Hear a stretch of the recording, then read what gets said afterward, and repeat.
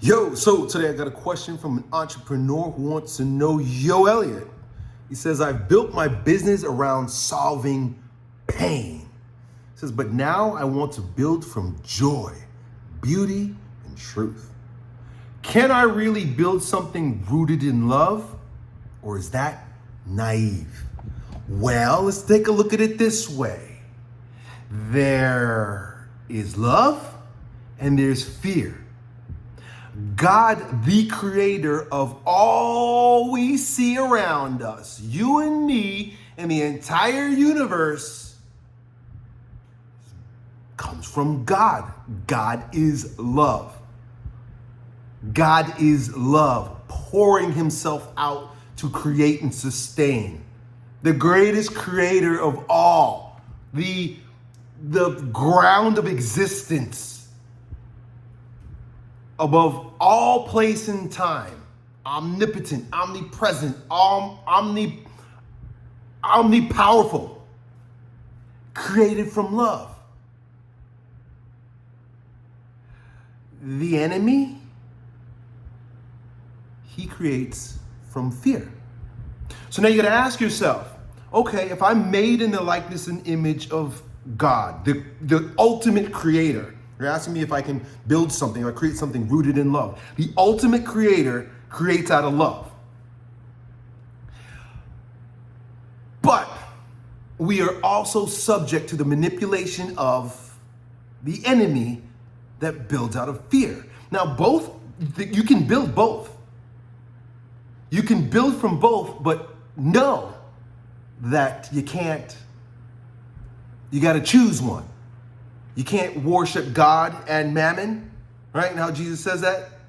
You're not living in the world, you're living in the world, you're not of the world.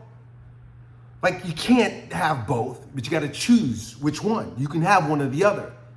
And I'm not going to answer this for you, but who would you rather model yourself after? The creator that created you and imprinted you, stamped you with his image so that you are a creator, or Satan that rules this world? The creator of the world or the ruler of the world? Look at it that way. Who do you want to model yourself after? The creator of the world or the ruler of the world? Look at how the ruler of the world rules this world. And he does it through human hands. Think about the wars. Think about the pandemics. Think about the famine. Think about our entire market system in America. Think about how much taxes you pay. You're a slave. Think about the manipulation through the media, the music, the movies. Think about all the lies that you hear on the TV about the drug companies, the pharmaceutical companies. Only in America they can market to us like that. They're always out of fear. And like I said in a previous video, lust comes from fear. Vice comes from fear. So he's tugging at your base nature, which is always wrapped in imagination, not truth. It's always a projection. If I get this fast car, women are going to love me. Well, what is your fear? The fear is that I'm not good enough and I'm not worthy enough to be loved by these women. And the women that you're seeking, those are fearful women anyway. So fear pervades. And that's why guys like you and I, when we get into business, we're taught that we need to focus on the pain. You will get what you want when you focus on pain, but whose way is eternal?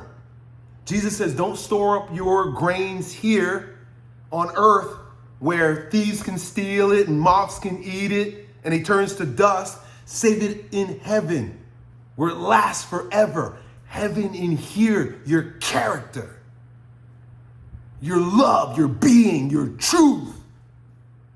Christ in you, store it up with him and it will be eternal. You might not stack the cash as quick as a guy who's focused on fear and pain, but as quickly as it comes is as quickly as it goes, and he can't take it with him.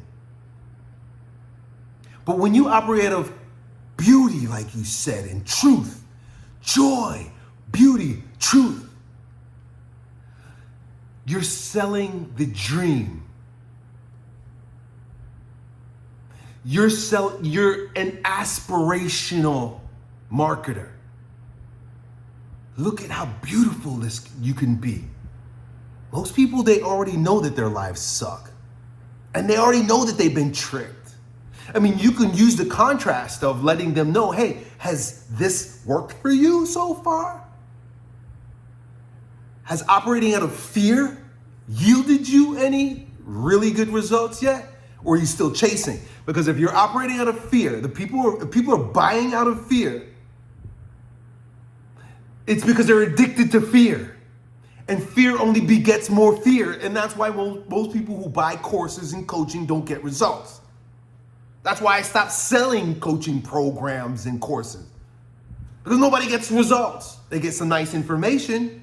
And information hoarding is also another form of fear. I need more information. I need to know more stuff. I need to prepare myself. Hoarding, right?